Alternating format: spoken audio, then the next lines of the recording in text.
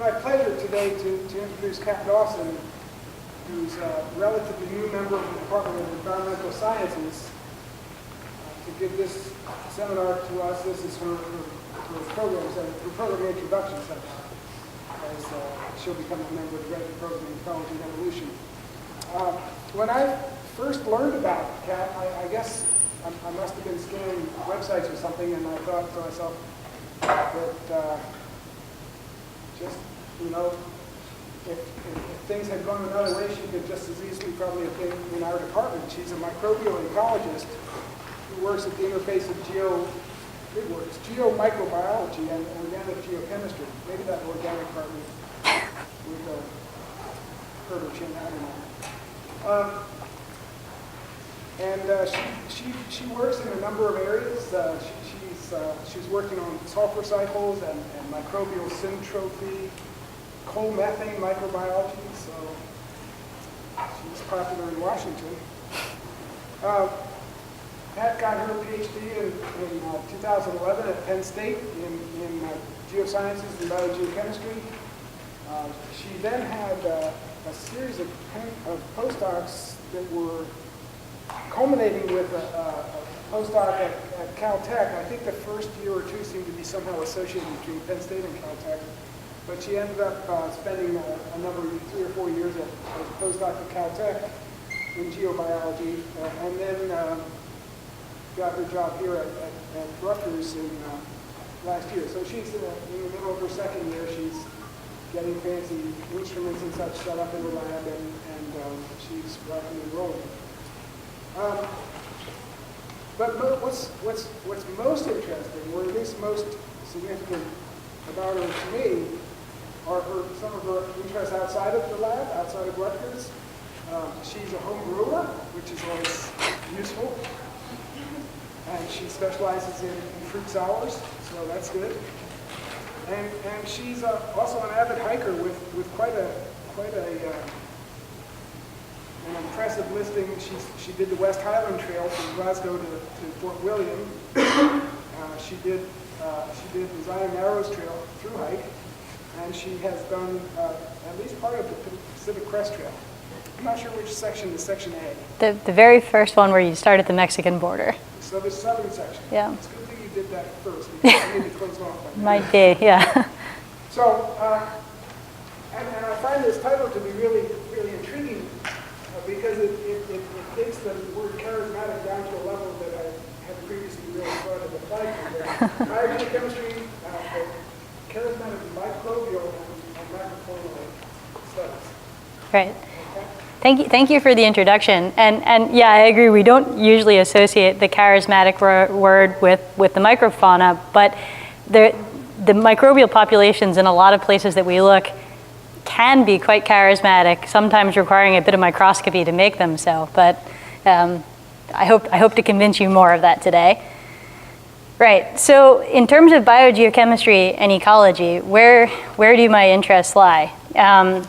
So I think about the world in this kind of very zoomed in and zoomed out framework almost simultaneously, and I try and move back and forth between them. And so this is sort of a schematic view of all the connected metabolic and intricate intercellular pathways that occur in a cell. And of course, at the end of the day, basically all of these sum up to is how do we make macromolecules? And then when you think about these macromolecules, what are they really doing? They're building communities of cells, and cells that are interacting with each other and forming networks and neighborhoods of microbial behavior and microbial metabolisms, where one cell may not be doing a whole process. They may be sharing the labor with other cells, or they may be parasitizing products from one to serve for parts of another. And then, of course, none of this is happening in isolation of the greater global environment. So, oops, wait a second. So these are all linked into global processes that are happening in our soils and our atmosphere and in our oceans and fresh waters around the planet. And then, of course, through erosion and deposition and various things, new chemicals are coming back and feeding into these central cellular metabolic processes that then form this circular process over again. And so in my world of biogeochemistry, everything is both very big and very small all the time. And we joked in my former lab and had a student say it totally out of the blue to me last summer, that it's sort of an all the things all the time kind of framework of thinking about stuff. And it can be hard to keep in your mind, but I hope that I bring you in a little bit with a little bit of preliminary slides to give some background for what we're doing. And so much of what I do, if not most of what I do, involves using stable isotopes to ask questions about these systems. And so I recognize that not everybody has had a chemistry class in a while or is very familiar with stable isotopes. So what we're talking about here is, in a very, very basic format, looking at hydrogen, the difference in elements based upon their neutron composition. So a hydrogen versus a deuterium is a mass 1 versus a mass 2 atom. And there are many other stable isotopes as well as radioisotopes, and I only work with the stable ones. And here you can see in terms of natural abundance, the major ones in biology that we deal with on a regular basis: hydrogen, carbon, nitrogen, oxygen, and sulfur. And why these are interesting and why they can be really informative in global cycles and global processes, or even in just a batch culture in the lab in a very small process, is that we're dealing with discrimination between high mass isotopes and low mass isotopes, and how they may be disproportionately separated into mixtures across reactions. And so this is all a bond breaking. This is about bond breaking and disassociation energy between these kind of things. And so basically this gets you into fractionation. And there's two main forms of fractionation: kinetic ones where bonds are breaking, and bond breaking almost always favors the light isotope. And then there's equilibrium isotope effects. And the best way to think about this is ice, water, and vapor. And the heavy isotope likes to be in the less high energy state. And so heavier hydrogen will stay with the ice or the water rather than go to the vapor. And these processes have, this kind of fractionation effect has lots of biological ways of expressing itself.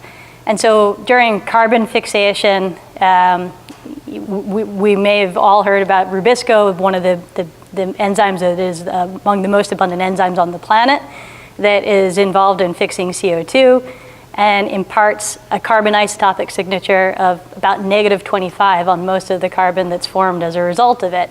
And so that's a carbon fixation process. In making lipids or DNA or proteins in the cell, there's also biosynthetic fractionation effects that happen due to how those processes go. And then there's also the fun effect of trophic levels, where you are what you eat +1 per mil, or +3 per mil in terms of nitrogen. And so this is basically getting at the primary carbon fixation by bacteria or by plants sits in the far left corner, and then as you graze or are a predator eating the things that have made that primary carbon source, you move up the food chain. And what's fun is that this works with humans just as well as it does with animals in greater food webs. And so if you take a look at Caltech scientists who are willing to give me fingernails over years, you can see this spread with kind of highlighted circles in here for general European population, Chinese population, and US populations. And the US sits in the center of all our Caltech scientists here. But you can see that there are people who potentially are more cereal and vegetable eaters, and there are people who may be eating more tacos. I mean, it's an interesting thing that you can do. You can do this kind of work, and you can see these trophic effects even in a human subpopulation. And by the way, that stray dot down in the bottom corner is a real dot. That's a person who has a metabolic condition that doesn't allow them to eat phenylalanine. And so they have a very bizarre nitrogen number as a result of having to only take amino acid supplements for most of their protein consumption. And so you can even pick up these kind of things in these sorts of studies. And so it's, again, small and large. It works in all sorts of ways. So the other really important background information that I need to give before really delving into this talk is talking about the other main technique that I use, and that's doing a lot of DNA sequencing, and in particular I use amplicon sequencing for assessing and fingerprinting microbial communities in environmental settings. And so basically what's going on here is that using very short segments of DNA, between 250 base pairs, or I think we're now up to 400 base pairs, depending on which particular conditions you use in these pipelines, we're able to give some assessment of who a community is and do a lot of alpha and beta diversity analysis from communities. And I primarily use the CHIME pipeline for doing this sort of processing. And my lab is set up for doing all of the barcoding in-house to pool samples together and multiplex between 96 and 100 and odd samples together at the same time for reducing costs in a run of this sort. So both of these techniques are things that I'm using in environmental settings for asking questions. And the two charismatic microbial settings that I want to talk about are the Santa Monica Basin and this location called the White Point Beach. And so these are both California settings. They're both basically sitting out there in the ocean, one being very deep and one being very, very shallow. And so here at the top with the Santa Monica Basin, which I'm going to talk about first, you're seeing some of the diverse array of surface community that are present in these settings. And so to the left side is a collection of various colored microbial mats. And on the right are a bunch of clams and potentially some mussels buried in there too, covered with a fuzzy layer of microbial mat. And this white and orange film that you see on things, and you also see in the White Point Beach picture here of that rock, this I feel like is the best chance I have of convincing folks about there being charismatic microfauna. These are bacterial filaments, so it's collections of single cells, but they're making really gorgeous mats that can be quite thick and quite robust, and in some cases can cover substantial areas of the seafloor. Well, why do they cover any kind of area of the seafloor? And I'm just going to play this in the background to show some of the diversity of things that we see out there when we're down there looking at the bottom of the sea. So in locations like the Santa Monica Basin and in many other regions, including right off of the coast here in New Jersey, there's a lot of organic matter transported off continents that ends up in these deep basins and eventually buried and degraded to methane. And depending upon exactly the temperature and pressure regimes of any given location, you get methane actually being fairly stable for some period of time as hydrates. That hydrate slowly dissociates and bubbles methane up to the surface. And as it comes up to the surface, there are communities of anaerobic methane oxidizing archaea in combination with sulfate-reducing bacteria that take methane from below and sulfate diffusing from seawater above and convert it into CO2 and sulfide. And so that sulfide then reaches the surface eventually, and depending upon exactly how great the methane concentration was, is in a way going to be how much sulfide and how sulfidic the sediments around there are going to be. And that sulfide at that interface of the sediment and the overlying seawater presents this absolutely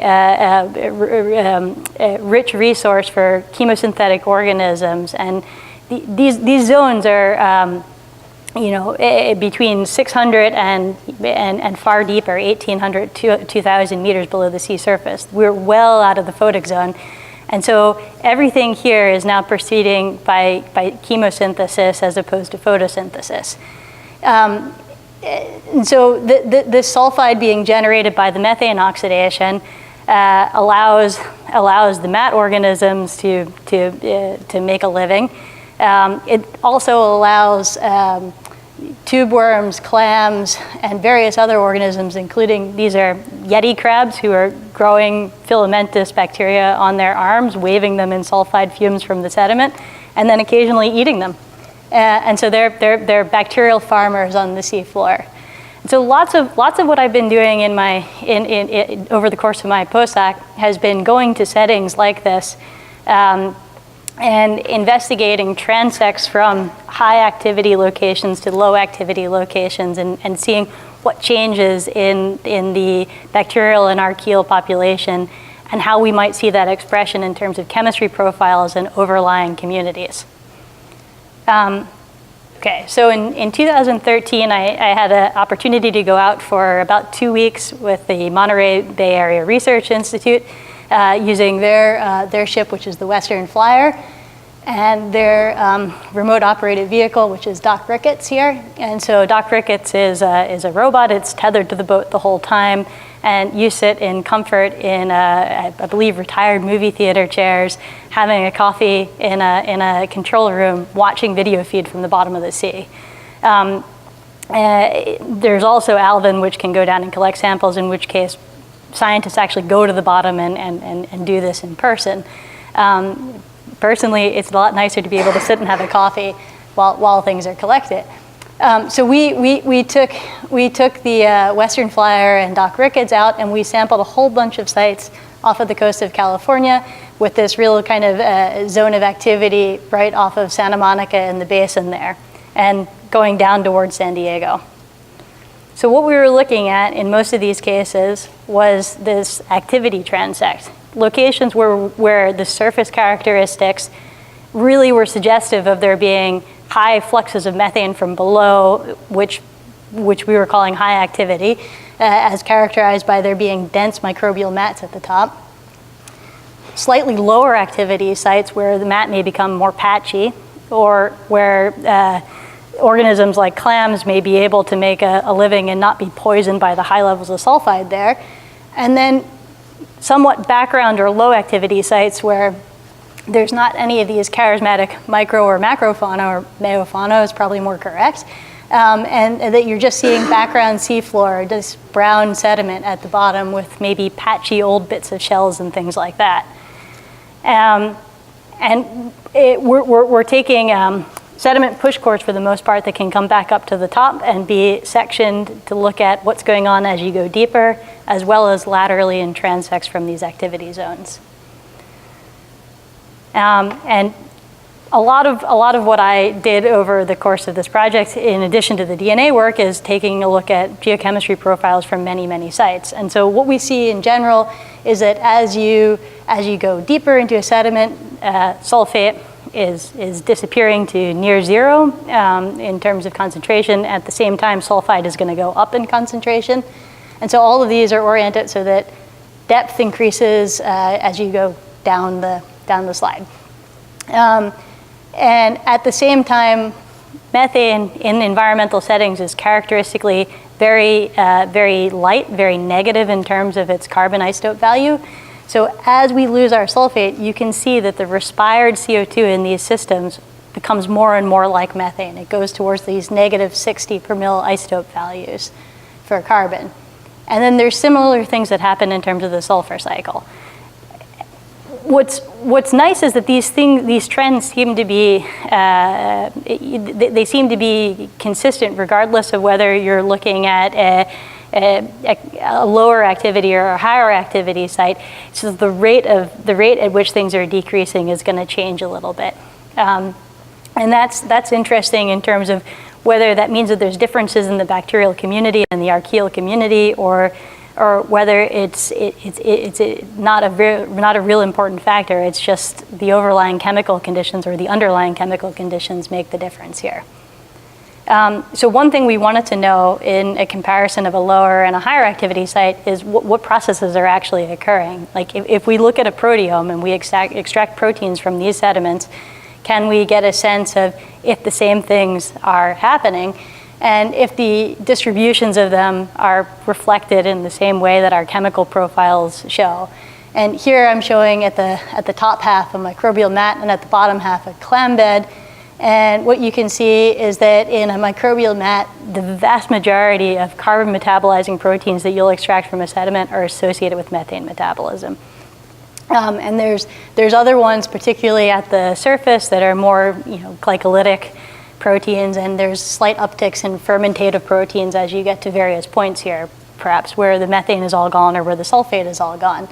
By contrast, in a clam bed, while there is still a significant amount of methane metabolizing proteins present, they're not the absolute dominant thing there at all times. There's a fair distribution between various types of carbon metabolism that are going on. So they're not actually doing the same things, even if we're seeing the same profiles. So those profiles may represent time-integrated views of what's going on in a sediment rather than instant snapshots. And that's an important thing to be able to keep in mind, especially when we start thinking about long time scales or when we think about trying to use things for biotechnological purposes.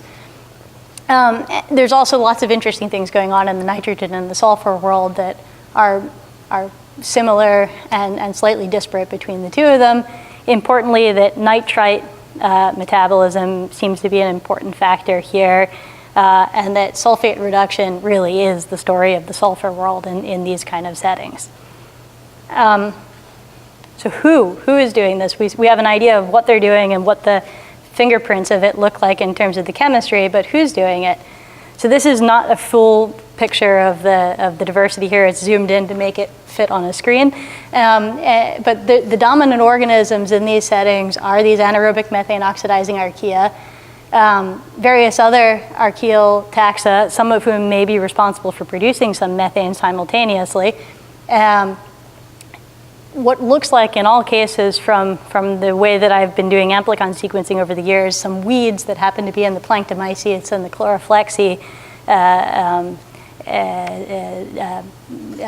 phylas, and then also quite a bit of delta proteobacteria with the predominance of certain ones who seem to be associated with this. And you can see that there are some depth-related trends, and to really kind of emphasize that, if we look at these things and we try and correlate who partners together, who seems to be occurring at the same places, and what that might be representative of in a heat map fashion, we can see that there is this sort of depth zonation to the taxa that are present that it happens regardless of whether the overlying setting is a mat or a clam bed or whatever. And yes, there is some play of things that are more associated with mats and things that are more associated with clams, but in general, the biggest driver in where taxa are clustering in this case 120 samples is the overlying depth with a surface zone, a middle zone, and a deep zone. So what are those zones? Well, this can be plotted in what seems to be everybody's favorite of the day, network fashion, and these can be very impossible to read because they're very big in some cases. We can zoom in on this and see that there's this surface cluster of organisms that's doing a lot of sulfur oxidation, a process that you would maybe anticipate would happen where there might be more oxygen or overlying nutrients like nitrate available. There's a middle zone, and this is our methane oxidation sulfate reduction zone. Pretty much all the players who are responsible for doing methane oxidation happen in this cluster. And then there's a deeper zone that has lots and lots of candidate phyla that we don't have a very good sense of exactly what they're up to. And so these are, this kind of result provokes a lot of questions about who these deeper group are. Are they big fermenters? Are they playing into the methane for the overlying zones? What are they doing? And that's a good question going forward that isn't really truly addressed in the results that we have so far. So just in general, that there's lots of compositional differences, there's a sense that I have that in normalizing to sulfate, the drivers of these depth trends, we can get better pictures of things, and that there are interesting metabolic networks associated with this. Right, so moving quite a bit shallower and much more easy to access, I want to talk about White Point Beach. And so just to be, it really is drive to a parking lot and walk out to the side of the beach. But there are sulfitic vents that are actually in these tide pools here. And as such, this was like a spa resort site in the 20s and 30s before an earthquake shut off some of the vents that made the pools warmer and more, I guess, spa-oriented. But the pools are still there, and some of the concrete infrastructure from the old site is still there, and you can readily smell sulfide as you walk up to this, and nothing is much deeper than maybe 1.5 meters, and so we're talking about very shallow daily exchange pools with really no more than like 0.5 millimolar to 1 millimolar sulfide. So you can smell it, but it's not necessarily going to poison the snails and various things that are in here. So the question in this case, again, is talking about the microbial community and how they're working together, and how the obvious visible sulfur oxidizing bacteria may be receiving benefits from sulfate reducing bacteria that are also in this setting, even though this is an oxic tide pool. And the question being exactly how they might be doing this.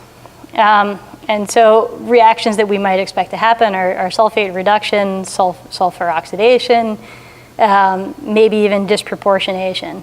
And wanting to know how sulfur as the currency of import in this system may be exchanged between the various groups. And so this kind of leads me back to thinking about food webs, because I think that in a macro-macrofaunal sense, it's pretty not necessarily easy, but you could wrap your head around how a food web works. You know, the grass grows, the sheep eats it, the coyote eats the sheep. We understand how things are progressing upwards. Does that work at all in a bacterial sense? Can we do that in the microbial world? And this is a question that I really still kind of ponder and wonder if we can do this at all. And if you can do it, what would a microbial trophic web look like? Because of course we suffer this issue that, imagine I spike into a system some acetate. You know, someone will eat that acetate. That's not in doubt. Someone will definitely eat it. And as a byproduct of eating that acetate, they're going to make some organic acids. They're going to respire some CO2 or some bicarbonate. And someone will eat that too. That's for sure not in doubt. There's almost always someone in the community that would do it. But is it as simple as this? Can I work down the food web like I would with animals? Well, probably not, because these cells here will also respire some CO2 and make some organic acids, and somebody else might eat that, and and it may circle back around. And the question is that too overpowering to let you say anything about how a microbial food web might look like? And again, you could do the same thing with sulfur, thinking about our previous system where we feed sulfate into a system and anticipate that there's going to be some sort of sulfur reduction or oxidation byproducts that get formed, and someone else may eat those. But of course, in the process of eating them or respiring them, they're going to make back what your initial product was. And so you go back and forth in these systems quite a bit. Well, you could think of that as entirely too problematic for working in complex environmental systems, and of course I think people who have done stable isotope probing DNA work do experience how these back flushes within systems can be complicating and can make the results hard to interpret. but I want to kind of like work through a way that we may be able to use that to our advantage. And so this was done by incubating things out in these tide pools. So you can see I'm in the pool. It's probably just above my waist height where I'm standing. And what I'm collecting out of there is this pipe fitting secured with a bunch of shiny wafers that had been hidden very well, because this is a place where people take their kids and go tide pooling, and so shiny things don't last long if you leave them there. And so what basically everything in this pool is like this rock here, coated with filaments, and our hope for these shiny things was to get them coated similarly, so that we could do work back in the lab with them. And if you zoom in on any one of them, it's at the end of this incubation experiment, the in situ incubation part of it, to colonize them, they're coated with cells. And in this case, most of the green cells are gamma proteobacteria, and you can see that there is an abundant population of delta proteobacteria, presumably sulfate reducers or sulfur reducers, also present here. And so what we did after some incubations in the lab, doing this, throw in some 13C acetate or throw in some labeled sulfur, is that we took them and did secondary ion mass spectrometry. And so what this is it's getting an isotope measurement for a single cell, rather than for a cell pellet or for a whole lipid or something like that. And a beam of cesium ions hits a cell, secondary ions sputter off, and they can be measured by detectors. And you get a picture that looks like this, that's showing how hot a cell is in terms of any particular element. So the redder cells here have taken up more 15N than the greener or the bluer cells.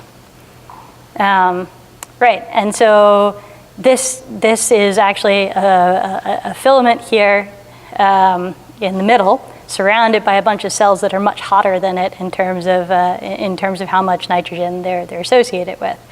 And basically you end up going and identifying all the cells, circling them and drawing their outlines, which then gives you all these various point source isotope values. And then what happens in this particular case is, because you're able to collect a bunch of different isotope measurements simultaneously, so not only do I know something about how much 15N a cell took up, in terms of like how much ammonium did it eat from whatever I fed it, but I can also ask about the carbon and the sulfur uptake at the same time.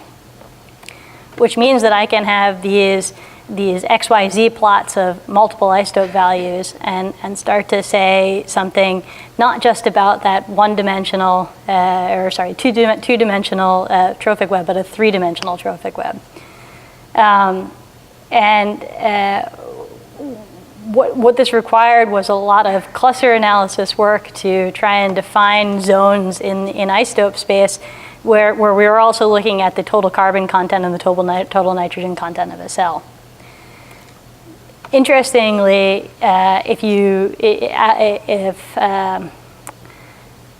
if a cell was then characterized by this delta proteobacteria versus gamma proteobacteria, as well as the clustering, you can see that there's a couple of different groupings here. So color is the cluster membership.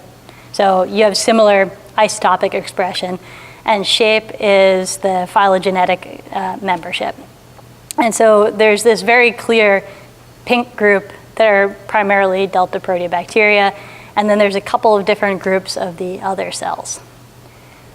What ended up being really interesting is that if we took these assignments and plotted them right back onto the original microscope images that we took, you saw the outlines of microbial filaments, and you saw the delta proteobacterial cells surrounding individual filaments. So there was, based upon the uptake in these systems, this isotopic phenotype that got associated with our cells that allows us to potentially say something about the ecophysiology of these environmental organisms and how this trophic web may work.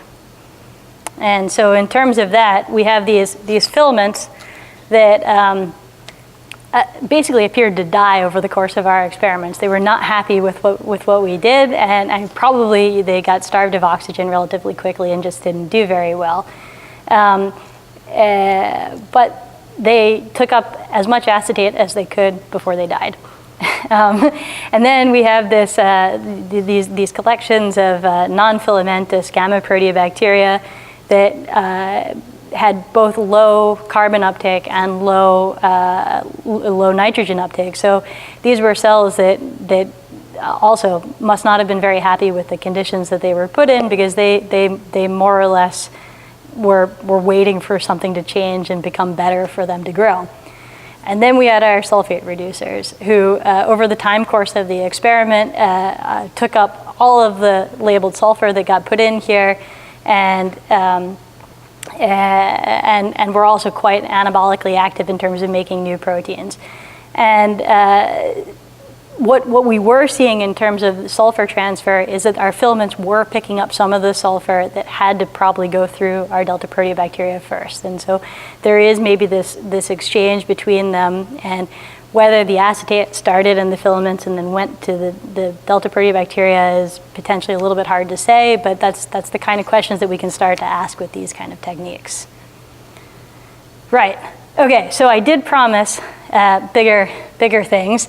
And now for something completely different. Applying some of these same tools to macro or really meiofaunal populations too. And so over the course of my PhD and postdoc, I've had the really good fortune to be doing some of these chemical techniques and microbiological techniques alongside folks who know things about animals. And I don't. But I love learning more about them as time goes. So I have a collaborator who is now out at California Polytechnic University in San Luis Obispo, and she has for years been really interested in folliculinid ciliates. And so these are eukaryotes. They're ciliates, that single cells that form tubes and like to live on hard substrates. And we find them all the time in these same methane seeps that all the rest of this work is going on. And they may be a little bit hard to see here, but in some of these pictures, you'll see the slight purple or bluish coating on things, and that's folliculinids colonizing hard surfaces.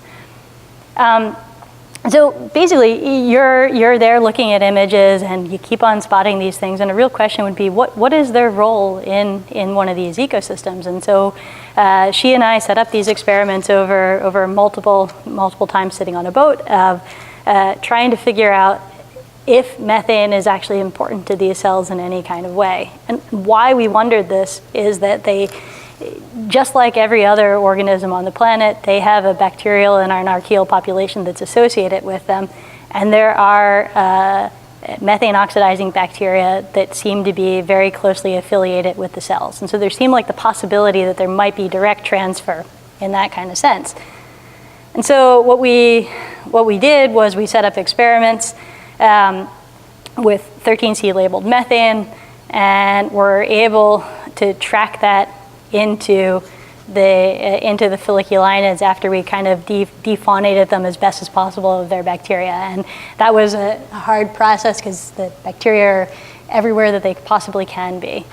And so it does look like, in particular with these, and this is doing just stable isotope measurements of our folliculinids after these experiments, that methane is important to their growth, and they're in these systems for a reason, and that's because their community that they're associated with is evolved in order to use methane in some way. Likewise, I've been handed samples and asked questions a number of times about new sites that pop up in various locations, and so a cruise a couple of years ago discovered lots and lots of new tube worms in a new hydrothermal vent field in the Gulf of California. And one of the interesting questions that was coming up that came out of this was whether or not these organisms may be, or how much they may be relying on vent fluids versus other fluids.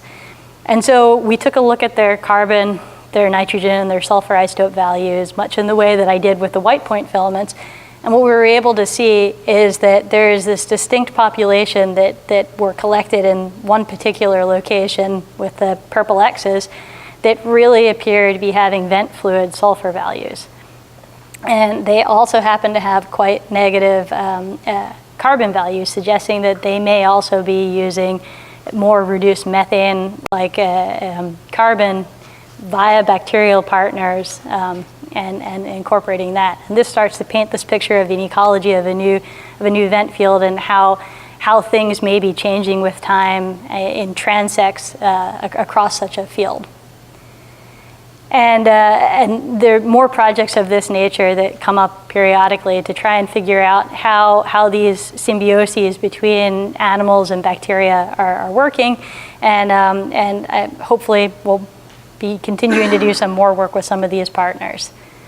But then there's also just really fun, opportune projects that like looking at Galapagos finches, and so this is, again, a project that I got involved in for being able to do some of these stable isotope values, and this is the kind of thing that I hope to be able to collaborate with other folks and other programs to do here too.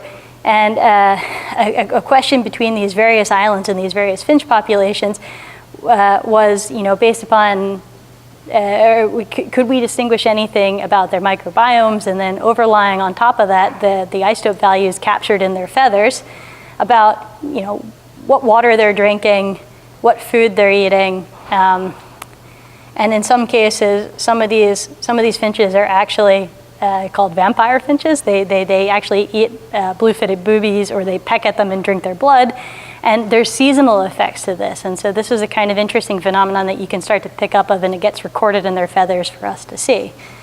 And so the red side of this is the wet season, and the blue side of this is the dry season.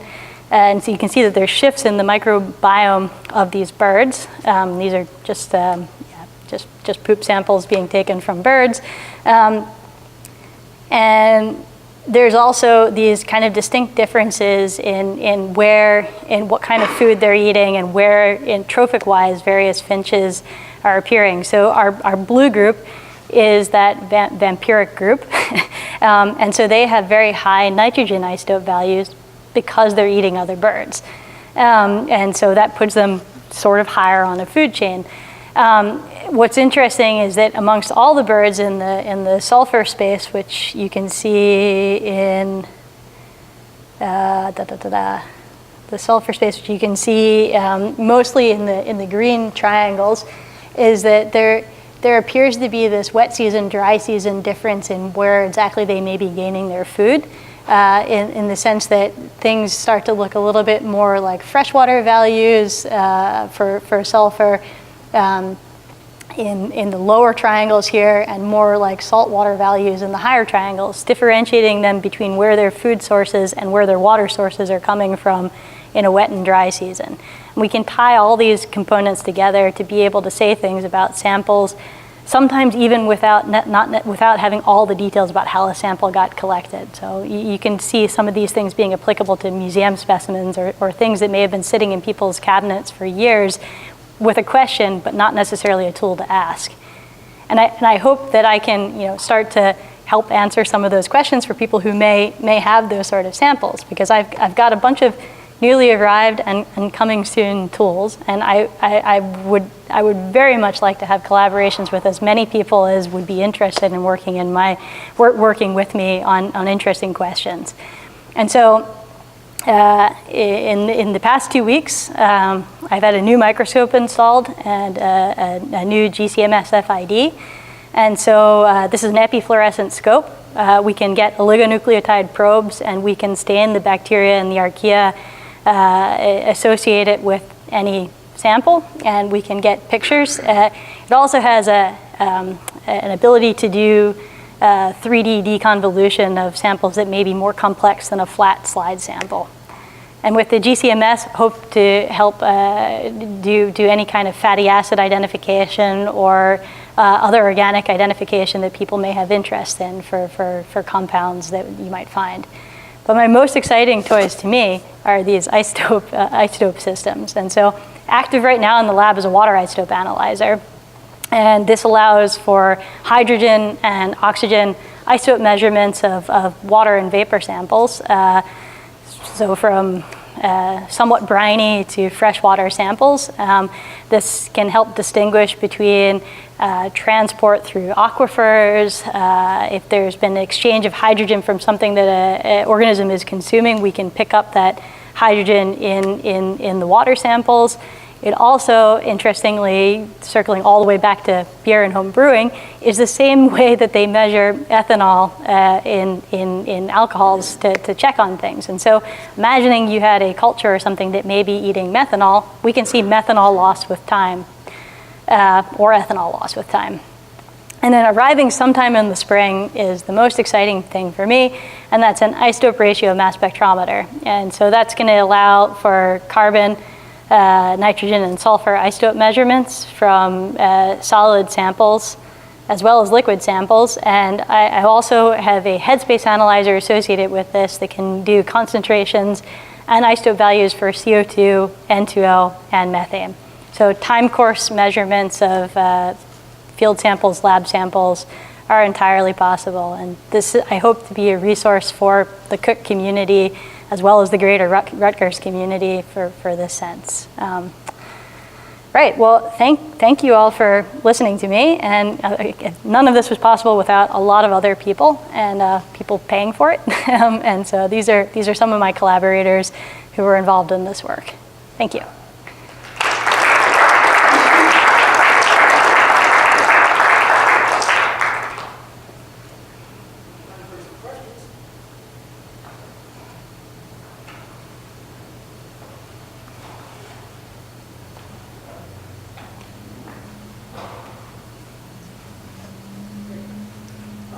When you were describing the communities growing on the shiny chips Mm-hmm. and looking at those and how they weren't hacked under the conditions, it made me think about microfluidic flow cells.